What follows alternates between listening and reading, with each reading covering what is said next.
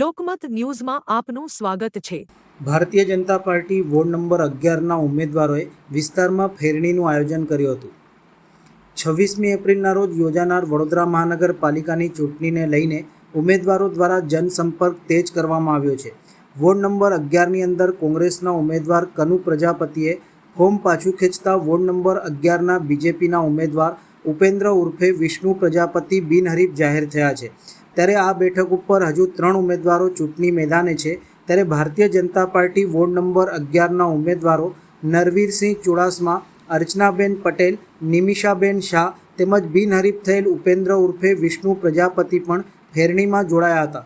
Ward પ્રમુખ, BJP અગ્રણીઓ, કાર્યકરો સુભાનપુરા વિસ્તારમાં આયોજિત થયેલ ફેરણીમાં મોટી સંખ્યામાં જનસંપર્કમાં જોડાયા હતા। ઉમેદવારોએ આજરોજ સુભાનપુરા વિસ્તારમાં Daksha apartment, Mangalam flat, heaven park, Janakpuri જેવા વિવિધ વિસ્તારોમાં ફર્યા હતા। ઠેર ઠેર રહીશોએ હાર પહેરાવીને ઉમેદવારોનું સ્વાગત કર્યું હતું। લોકોનું જંગી સમર્થન મળતું જોતા ઉમેદવારોએ પોતાની જીતનો આશાવાદ વ્યક્ત કર્યો હતો।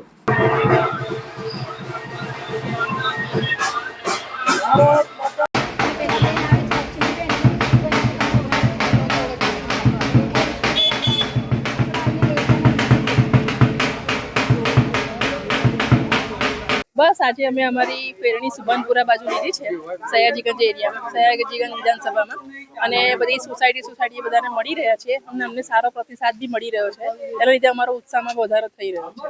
अमे जीतीशुं एवो अમને विश्वास छे।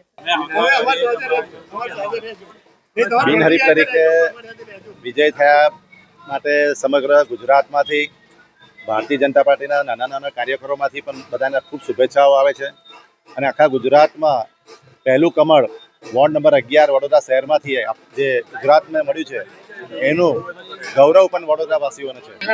આજે વોર્ડ નંબર 11માં સુભાનપુરા વિસ્તારમાં આજે ફેરણીનો શુભારંભ કરવામાં આવ્યો છે।